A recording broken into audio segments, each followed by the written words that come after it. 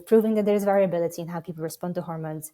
And why is that? And obviously, it's a very complex interplay. And what we believe at Dama is that actually it's your medical history, it's how you metabolize, it's probably your race, your ethnicity, your microbiome may affect it, your genetics. So it's like a very complex ecosystem. We just don't have enough data and research. But our vision at Dama is to actually pave the way to actually understand this variability and use the information to predict if you're going to respond well or unwell to a specific hormone. Welcome to the Fem Health Founder Series, the show about the innovations and leaders changing the face of women's health.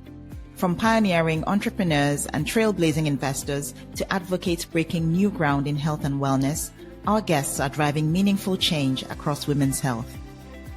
My name is Marianne, impact investor and editor of Notes to Self, the newsletter exploring investment opportunities within the theme of women's health.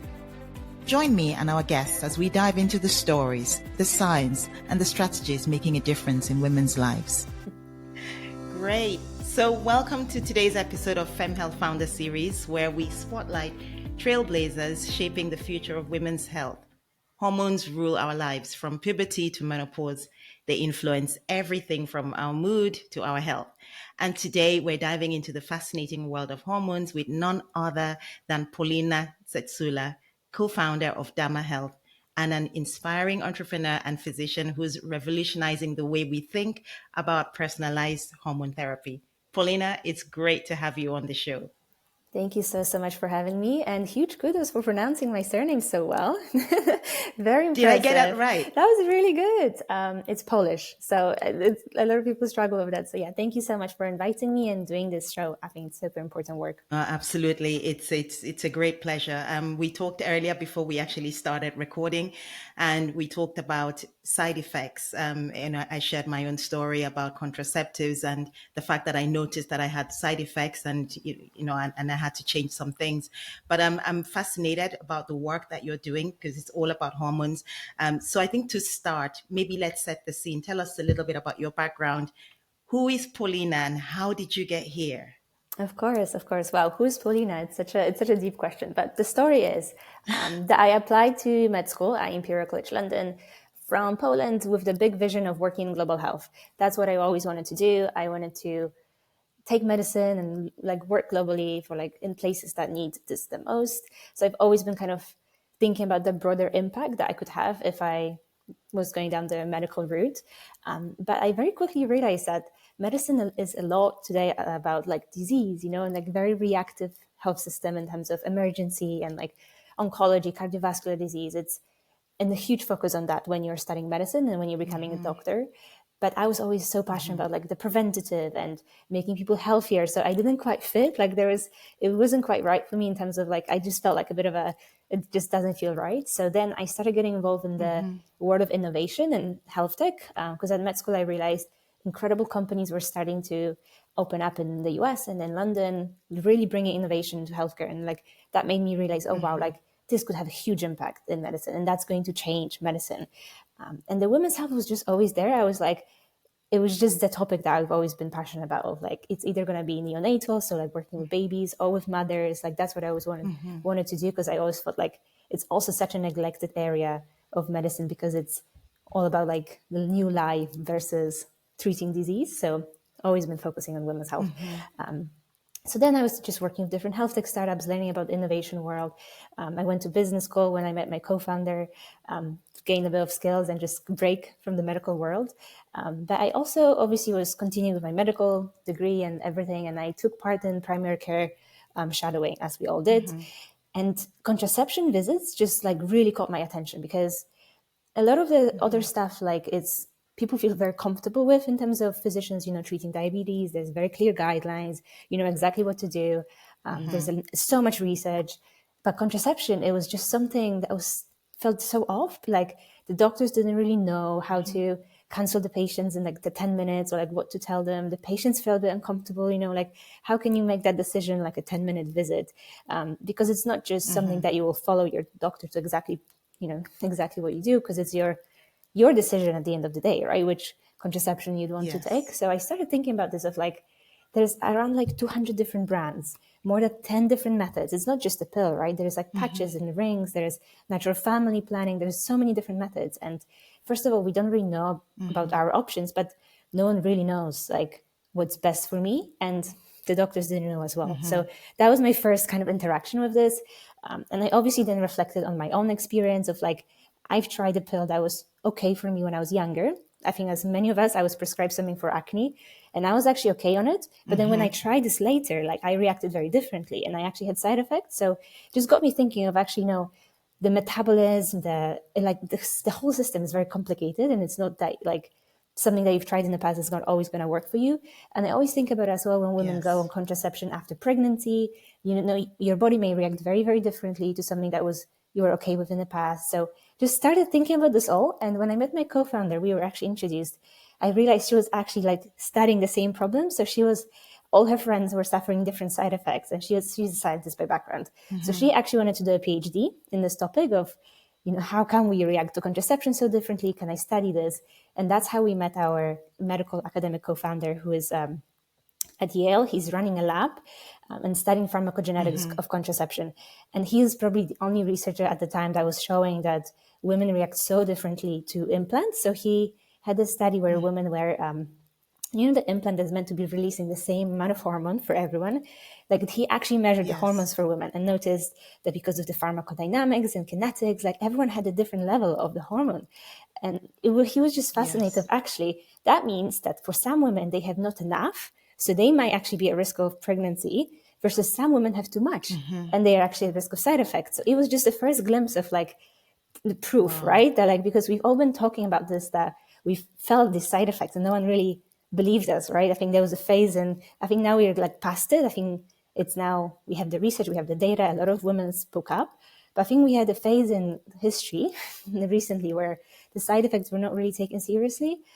So he was actually proving, like we have different levels, we metabolize it differently, there's a huge variability. And then he started studying the why. Okay, we're proving that there's variability in how people respond to hormones. And why is that? And obviously it's a very complex interplay. And what we believe at Dama is that actually it's your medical history, it's how you metabolize, it's probably your race, your ethnicity, your microbiome may affect it, your genetics. So it's like a very complex ecosystem. We just don't have enough data and research. But our vision at Dama is to actually pave the way to actually understand this variability and use the information to predict if you're going to respond well or unwell to a specific hormone and actually make personalized prescriptions going forward. Just thinking about that sort of trial and error, what is it that makes you so passionate about this particular topic, about what you're working on? Yes, absolutely. So I just very much think that the whole future of medicine will be very personalized and precise. And it's exciting that some of this is already happening in like oncology, immunology. Some of it is cardiovascular as well. You can really see huge advancements that we made. And I just wish we could do the same in women's health. And hormones is such a specific topic because we take them, when you think about it, like we start as very often as teenagers for various reasons, right? For is it acne, and then you think about contraception, and then some women will use it for PCOS, endometriosis if they have difficult periods, and then you go through your pregnancies, and then you end up with the perimenopause and menopause stage of life as well, which again you have to start picking up the hormone topic. So it's like always there, and I feel like it's so important for the quality of life for women. And it's not like an acute condition, right, that you might get appendicitis or something like that and you get to the hospital and fix it. It's figuring out your hormones is just so important because it's a lifelong thing that you have to figure out for yourself, and it's something that we kind of often are left alone in the sense of like we have to decide. Like you can now order online which contraceptive you want as well, or you can go to your doctor and tell them I want this method or that method. HRT, I think it's been also a huge topic because for a long time it wasn't even accessible. A lot of people were like scared to prescribe it.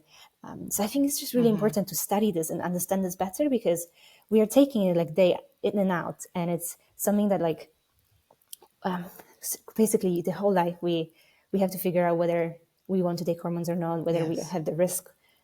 So yeah, it's just, I think, very important, obviously, very passionate about this, but it's kind of working towards that future of precision and personalized medicine generally. And I think women's health should also move towards that as well. Yeah, no, I completely share your thoughts and your view about the future of women's health being personalized and precision medicine.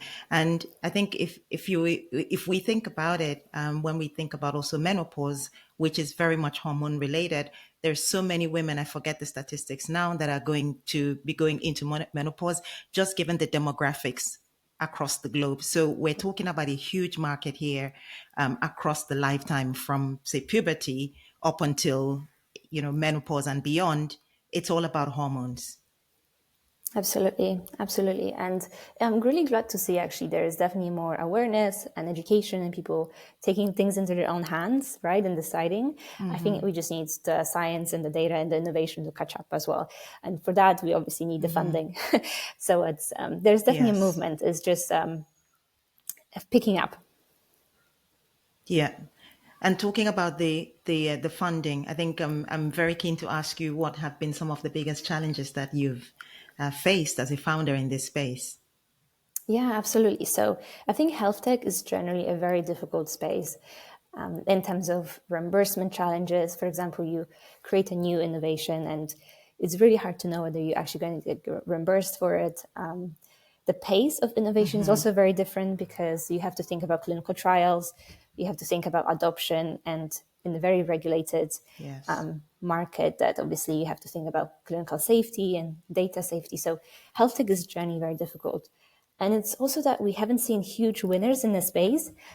Obviously, there's a few companies that the timing was amazing and they raised a lot of money, but it's not that we've really proven that specific business model really works in a health tech. And I think, as you're seeing, between different countries, the health systems as well, we're kind of struggling with healthcare in general right now. So I think health tech is just difficult. And whether you're in mental health or women's health or any other area, I think health tech comes with its own challenges. But I think women's health, like, it is even harder because generally there's less funding that has gone, like, historically as well to the research in science. So, for example, when we initially started this, I was like, okay, let's go to the data, like biobanks and data banks, to see have we had data on women and hormone responses. If we had, then we can, work with some data scientists and actually create those models and actually personalize straight away. So you would do that when you were like in, for example, radiology startup. You would, work with a hospital. They have like 10 and 10 of data on different scans. So they would just basically use that data to create innovation. However, we just couldn't do that in women's health. Like, no one had the data on what we needed. So we were like, okay, well, great. This is potentially an opportunity for us to step in and like create that data set. However, it just takes so much more time. And then that means you need really Yes. patient investors, right? So it's just all of it like extra difficult because you don't have the IP and the research and the science to be just like, okay, let's just commercialize this straight away. So we've been also having to accelerate the research and work with researchers, which is like super important work, and it's very rewarding, but it's just so much slower and so much more behind than other areas that it's Yes. just extra level of difficulty, I think, in women's health. And as I mentioned Yeah. previously, for a while we've been struggling with, even as women generally, like to say that the side effects are real, right? So like we've just gotten over the first, like they're validated. So it's just like extra difficult. However, I've been actually Talk about being gaslighted. yeah, Talk about being. exactly. So this it's just extra difficult. However, to be honest, I must say our investors have been really good, at least the ones that we've been working with, obviously. But a lot of them, even if they're male, they would be like, my wife, my sister, my daughter, like they tell me about this, so they can also relate to it, and it's yeah. I Yes. think there's definitely a bit more understanding now and awareness of the effects of hormone therapy and contraception in women. Yes, and I think we touched on this earlier just before we came on the call, but I think also with in the US, I think coming into the elections, we saw that both parties or both candidates, healthcare was a topic, and of course, looking at the policies, I mean, they had both different ways of trying to tackle healthcare. But I think what was interesting was healthcare was definitely a topic for both candidates. And I think now with President-elect Trump, just looking at the policies, of course, things still need to be worked out, details still need to be shared. But just based on the policies, of the president-elect Trump, I think what we're going to see is a bit more deregulation in the space, which means that potentially there will be less government funding for some areas, which really means that we're going to need private investors to come in and pick up on some of the topics in healthcare to move that forward. But I think let's see what happens in terms of what policies actually, the details, what the details are. But I think healthcare is an exciting time to be in for an investor, particularly if we think around the world, different governments are all struggling with healthcare costs. It's the same thing in Switzerland. Healthcare costs are rising on an annual basis. So I think it's in the interest, of for all of us, globally, private investors, private-public partnerships come together and accelerate on some of the pressing topics of which women's health is Absolutely, one. Absolutely. I think you raise a really interesting point with the less governmental money going to fund to sexual and reproductive health in the US. That's something that we are predicting that could happen. And at the beginning, we were slightly worried, obviously, as a startup operating in the space. However, some of our private investors, they were saying, this is an incredible opportunity for as you said, the private market to step up. Because if the government is not providing these services, the demand is not going to go anywhere. The demand is going to be even higher, right? Because you can't get your needs met with the current system. And to be honest, the demand is definitely going higher because women are more aware. They demand more because we have now understand that actually the provider that was just giving us the first contraceptive method, not really thinking about different options, like probably don't want to go there anymore. I want to find some other solution. And there's so many other solutions now, right? With the telehealth, and the private market can definitely step up a lot, I think. And that's the opportunity for companies like ours, where actually there's already women asking, right? We actually don't have a direct consumer offering today, but that's what we're thinking about in the future. Like, is that something that we need to do because of the political and the market demands as well, of just, the current system not able to meet the needs of people that they currently have. Absolutely. And I think that brings me to my next point, which is about, other entrepreneurs. I think women's health, there has been such a gap. I think McKinsey mentioned or stated that it's a $1 trillion gap. So we need more of us in this space, more of you, Paulina, working on all of the different gaps that we have in this space. So I think, given your experience so far on your entrepreneurial journey, can you share any advice for other entrepreneurs that are interested in starting a venture in women's health? Absolutely. What do you wish you'd known when you started? I wish I knew that everything's going to be longer and more difficult than you think, and it costs more than you think as well. So a lot of patience and resilience is the way to go.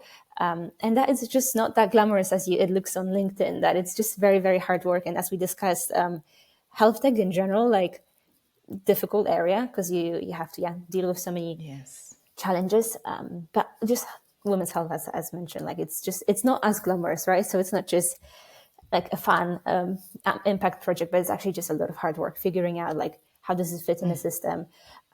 So I think that's the main thing, is like really thinking hard, how does it fit in the system, and which system, like which business model. For example, here in the UK, we actually decided that it's not the best place for us because the biggest market here is the NHS, and we decided that probably based on the research, obviously, that we've done, there's no way that precision medicine and personalization in women's health is going to be currently the top of the agenda because of the other pressing needs that the system has with, aging population, the waiting times. It's just the health system is really struggling. So then we decided, okay, US is probably a better market. So it's kind of like really navigating and making those really strict decisions, even though that the need is everywhere, right? Like, because you have to fit into the system and really think through, like, where the reimbursement is going to be, like, who's going to be the payer at the end of the day. So we spend a lot of time, like, with advisors and thinking through this to really think about the short term versus long term, like, what is our go-to market, because we need to advance the data, the research, and what is really the long term, like, who's actually going to be benefiting over the long term. Is it the pharma? Is it the insurance? So really thinking that through. As I've seen a lot of startups being able to raise a lot and deliver in the short term in the startup in the health tech, but then it just flops the moment the VC funding runs out. So you kind of have to be like sustainably building for like that future vision. And obviously, just more on the softer side, as I mentioned, it's a long journey and it's a hard one. So investors, mentors, and community are everything. Like, we have incredibly supportive investors who we can honestly talk to. We have mentors who been there, done that, and so many learnings I got are from startups that are just, 1 or 2 steps ahead.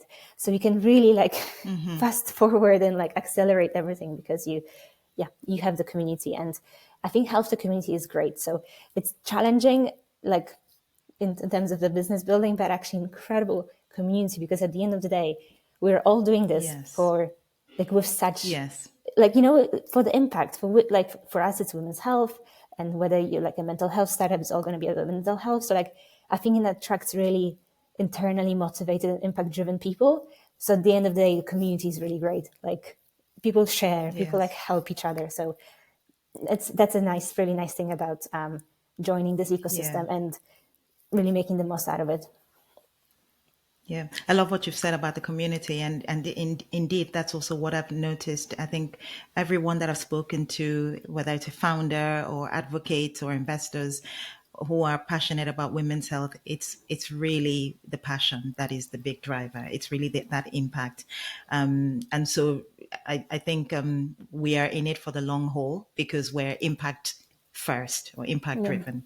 So it's a very important point you make about that. Absolutely. And obviously it's business, right? And at the end of the day, we also need to create value for our investors and for the market.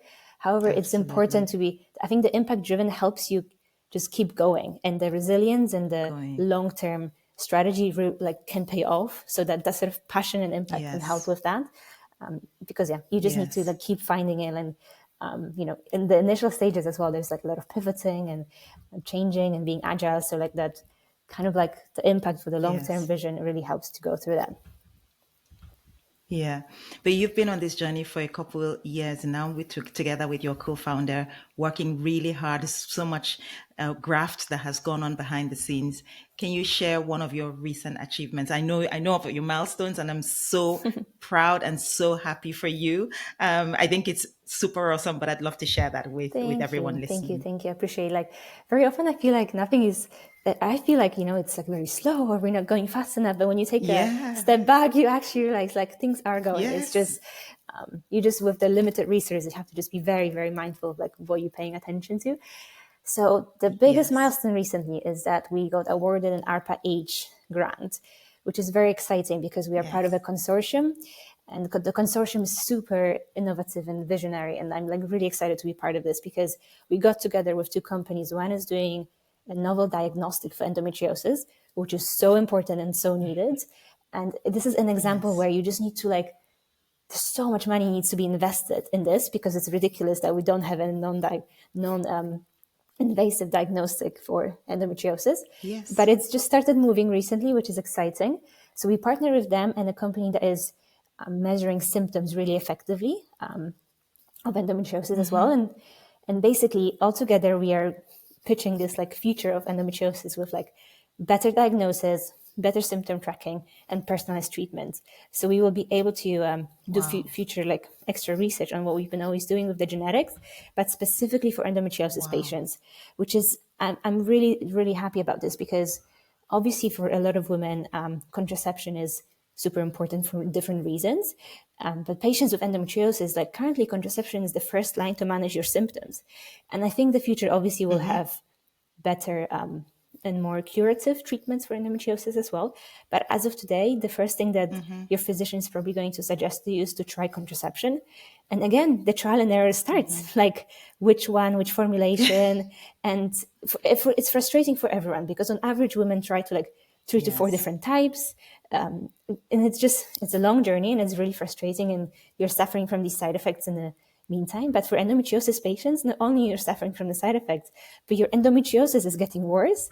So I'm just super passionate about this, because I think our work is going to really impact positively those patients who suffer from difficult periods, PCOS, endometriosis. I think that's where the impact is really, really high, because you're not only helping them live with less suffering as of today, but it's actually going to impact their fertility outcomes, their health outcomes over time. So yeah, I'm just really, really passionate about this project. And it's great because we will be able to get another research study going on with genetics to validate our previous funding and research. So which is really, really exciting. And also just great to see ARPA-H putting so much money into women's health. So all their projects that were funded were also super innovative. So things like ovarian aging, longevity, like they really funded fascinating, like future thinking projects. So it's really, really great to be part of this. Yeah. No, it's fantastic. I mean, getting that $3 million award was really fantastic, but I think it also speaks to the potential within the space. I think if we look at endometriosis as a case in point, it takes on average between 7 to 10 years before a woman is properly diagnosed. And that whole time you are suffering, it's painful. There's also gaslighting because your symptoms, at a point you actually stop reporting symptoms because you think no one's going to believe me anyway.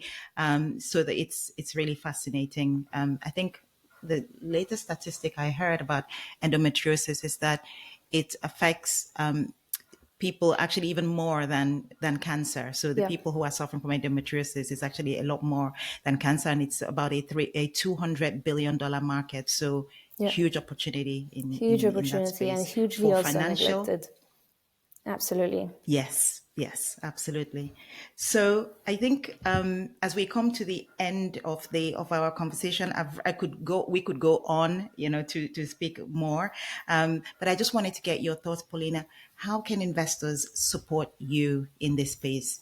Because I think the work you're doing is not just driving real impact, but we're talking about market potential that is huge for financial opportunity as well. So how can investors support you? Absolutely. I think, to be honest, we are all in this together in the sense of we want the future of healthcare to be different, right? We want the precision, personalization, and it seems to be like no one quite figured it out. We're like still struggling to find the business models, and I think we just need to do it collectively. Like investors who can connect the dots with us, like connect us to the different startups, to the industry. It's kind of like that common effort of like we have this vision for the future of healthcare and the future of women's health, and how do we get there? And I think it's just kind of taking those bold decisions in women's health as well. Like I was speaking to founder friends in women's health that we are all so limited in terms of resource and, asking for all the grant money to like slowly take it step by step. And I have a founder friend who is developing like continuous hormone monitoring for women, like incredible. That's going to completely change the game. But this is a difficult biotechnology device to develop. Like she needs a lot of funding. So it's just kind of like channeling and like allowing that innovation to happen, which obviously requires quite innovative investors as well to actually be joining us in the early stage. And as you said, like for the long run of being there with the impact. So definitely, and the community as well. And that's something that is super important of getting people together, talking about different things, the impact of the current, events like that, what's going to happen in women's health. So we're just kind of like helping each other out. There's so many different ways. But obviously, if anyone is interested, we always speak to investors, always keen to connect. And so thank you to you as well for doing this work. No, thank you so much, Paulina. And really for all of our listeners, we will put the link to Paulina's details and Dama Health. So you can all see what Dama Health is working on. And if you'd like to be connected, then of course, please just reach out to me or to Paulina directly. I'm very happy to continue this conversation with our community. Paulina, it's been really, really great to have you. I think for me, two things I take away: we need patient capital in this space, and we need not just patient capital, we need smart capital. It's not just about the money, but it's also about the connections. It's about the network, and it's about the community, as you said. So this is something that appeals to me and my community. And let's get the word out and keep pushing for the long haul for women's health. Thank you so much. And Thank you, Paulina. Thank you so much. It's great, really great to have you. Thank you for having me. That's a wrap for today's episode of the Fem Health Founder Series. I hope you found the conversation as inspiring and thought-provoking as I did. If you enjoyed this episode, then please subscribe, leave me a comment, and share it with someone who'd love to join the conversation. Don't forget to follow us for updates on upcoming episodes and more insights into the future of women's health. Thank you for listening. And until next time, stay curious, stay inspired, and keep championing the health of women everywhere.